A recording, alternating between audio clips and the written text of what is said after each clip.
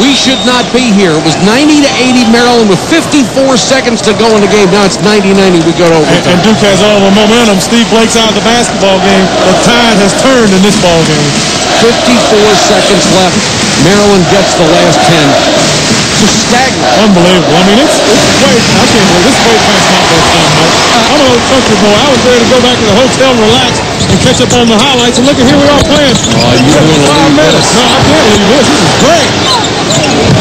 Can Maryland regroup? Psychologically, they have to be staggered by this. This is what you'll see what they're all about. Dixon leans into a tough shot, spins out. Nice move by Dixon there, man. Got hit on the arm. You got to hand it to Jason Williams. I tell you what, he played one of the worst games he's played that I've ever seen him play in his 2 years at Duke. And he just keeps fighting. And just stayed in there, hung in there, and was the star at the end. I'll tell you that, this is incredible. Talk about just demoralizing a team. Jason Williams asked the official to dry off the ball. There was a lot of moisture in it. And they acceded to his wish. Duke has scored 10 in a row. Williams into the lane. He's fouled. He gets so deep into that lane.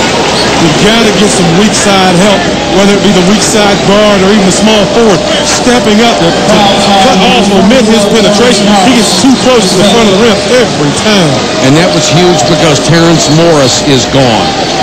I mean, he needs some help on this backside. Somebody's got to step up and stop that. You need to trap that basketball. Make him get rid of it. Get it out of his hands.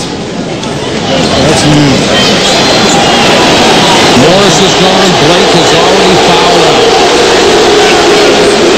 You used a word earlier that I think is perfect for the way the fans in this whole Fieldhouse feel right now. You said if they lost this game, it would be catastrophic. They were, after the first 3.5 minutes, starting the game, they have been in total control. They have literally played Duke off the floor. That's correct. And they let it just slip away. It's just like sand through your fingers. And if they lose this ball game, you lose to North Carolina, you lose to Duke, two of the powerhouse teams. You start questioning yourself. Can we compete with these guys? Jason Williams has given Duke the lead in overtime with 4:20 to go. Jason has 24 points. I can't believe I was sitting here saying that. That's incredible. You and I have seen a lot of basketball. I have never seen anything like this, ever. It's incredible. 92-90 Duke. The first lead since they were up 25-24. A lot of people turning their TVs on, opening their newspapers up tomorrow and seeing this will be stunned. Baxter scores to tie it at 92. They're going to have to count on Baxter and Dixon an awful lot in overtime. Williams down the lane. Battier wide open for three. Great pass. Once again, Williams getting into the middle of the cover of the defense. I'm just staggered by it. I am too. I have no idea what to say. I can't believe that they just came back and made this a game. Dixon with a run. Great shot by Dixon. Well, Maryland's not going to back down. Duke now leads by 1 with 3:28 to go in a remarkable basketball game. Williams from way outside, it spins out. That was down. That was a long three. Juan Dixon will bring it up. He took some questionable shots, Jason Williams did in the first half, but after seeing his play these past several minutes, you don't question anything this young man does. Holden into Baxter, missed the shot, a lot of contact, bodies flying, saved to Mouton. Baxter, Battier falling down, stolen. Wow, what a play. What a great play by Shane Battier. Just continues to scrap and dig. He's tired too. Look at that young man. He lost his balance, was going down, and almost as an afterthought, just reached out and took it away. He's the best defensive player in the country. He has been for 3 years. Unbelievable. Dunleavy down the lane. Hit from behind by Miller. Nice block. Mouton. Charge. Mouton commits his third, and that was an easy call for Carl Hess to make. Great defense by Duke. Super defense. The defense is playing. It looks like he may have been a little bit out of control. Let's see if we can take a look at this.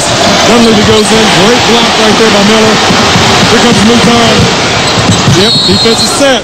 Boy, Nate James got back and just planted his feet. He's there waiting on him.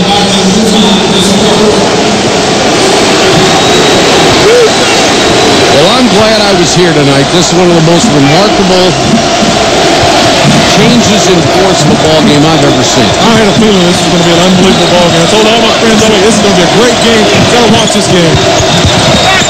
Battier, foul. He'll go to the line. Is it Dixon with a reach in? It is.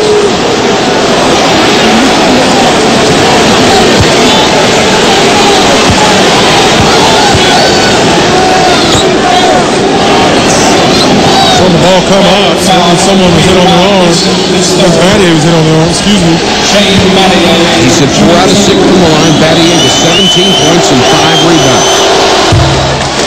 Just to give you an idea of how good Duke is, Battier and Williams, their two superstars, did not play well most of the night. Maryland played brilliantly, and somehow Duke is still ahead. I can't explain it. We can look at all the stats and do all the micro mini coaching we want over here. It's unexplainable.